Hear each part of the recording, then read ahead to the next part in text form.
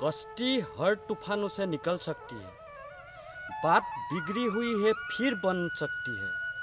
हिम्मत रख, इरादे मत बदल, तकदीर किसी रोज बदल सकती है। नमस्कार, আপোনালোক সকলোকে ৰাজীৱ দত্ত ইউটিউব চেনেললৈ স্বাগতম জনাইছোঁ।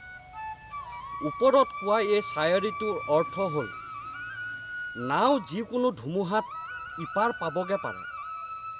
কথাৰ যেতিয়া কেতিয়াবা খেলি মেলি হয়, সেইটোও মীমাংসা হ'ব পাৰে। বিশ্বাস ৰাখা, কেতিয়াও ভয় নাখাবা, ধৈৰ্য নেহেৰুৱাবা। জীৱনৰ ভাগ্য কেতিয়াবা উদয় হ'ব পাৰে। আপোনালোকক এটা কাহিনী ক'ব ওলাইছোঁ। এবাৰ এখন জংঘলত হঠাৎ ভয়ানক জুই লাগিবলৈ ধৰিলে। সকলো পক্ষী তাৰ পৰা পলাই পতং দিব ধৰিলে। এটা হৰিণা পানৰ মমতাত দৌৰিব ধৰিলে। সি যেনে তেনে কেনেকৈ প্ৰাণটো বচাই তাৰ চেষ্টাত ব্ৰতী হ'ল। সি গৈ এখন নদীৰ পাৰ পালে। সি নদীখন পাৰ হৈ সিপাৰলৈ যাবলৈ বিচাৰিলে, কিন্তু দেখিলে নদীখনত এটা ঘৰিয়াল মুখ মেলি ৰৈ আছে। সি এতিয়া নদীখন পাৰ কৰিব কেনেকৈ? সি সেইটো জেগাৰ পৰা আকৌ এইফালে আহিব ধৰিলে। এইফালে আহি দেখিলে এজোপা গছৰ আঁৰত এটা চিকাৰী এটা বন্দুক লৈ চিকাৰ কৰিবলৈ ৰৈ আছে। এতিয়া সি কৰিব কি? সি অন্য এটা দিশলৈ গৈ পেলাই পলাবলৈ ধৰিলে, কিন্তু অলপ দূৰ যোৱাৰ পিছতে এজোপা জোপোহাৰ মাজত এটা প্ৰকাণ্ড বাঘ বহি থকা দেখিবলৈ পালে।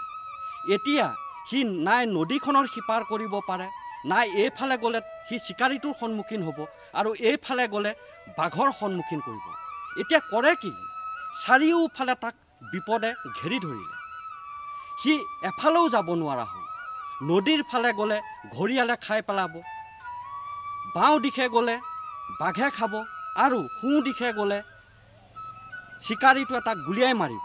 আৰু ইফালেও জংঘলখনত ভয়ানক জুই জ্বলি আছে। সি ধৈৰ্য হেৰুৱাই নাপালে।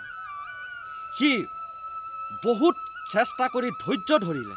ইমান ঘোৰ বিপদৰ সময়ত সি ধৈৰ্য ধৰি কি কৰিব খন্তেক সময় চিন্তা কৰিলে, আৰু লাহে লাহেকৈ সি বাঘটোৰ ফালে যাবলৈ ধৰিলে। বাঘটোৱে ভাবিলে এইটোৱেই সুন্দৰ সুযোগ।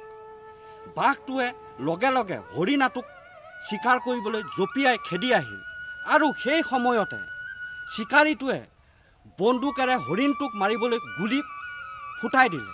কিন্তু সৌভাগ্যক্ৰমে সেই গুলিটো হৰিণটোৰ গাত নালাগি বাঘটোৰ গাত লাগিলে, আৰু বাঘটোৰ লগে লগে মৃত্যু হ'ল, আৰু হৰিণাটো দৌৰি সেইফালে পলাই সাৰিবলৈ সক্ষম হ'ল।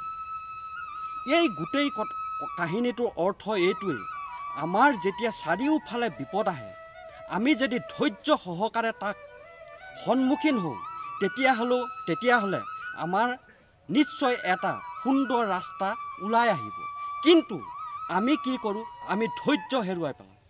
আমি যদি ধৈৰ্য হেৰুৱাই নেপেলাই আমি ধৈৰ্য ধৰি আগবাঢ়ি যাওঁ, তেতিয়াহ'লে আমি জীৱন বাটত সকলো কামেই সমাধান কৰিব পাৰোঁ।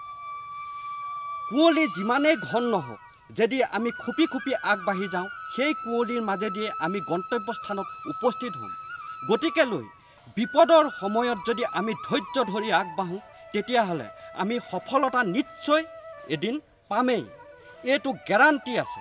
সেইকাৰণে এৰিষ্টটলে কৈছিল, patience is bitter but its fruit is very sweet. অৰ্থাৎ ধৈৰ্য সদায় তিতা, কিন্তু ইয়াৰ ফল অতিকৈ মিঠা। গতিকেলৈ আমি ধৈৰ্য ধৰি আমি সকলো কাম কৰা উচিত, কাৰণ ধৈৰ্যৰ ফল সদায় মিঠা। ধন্যবাদ।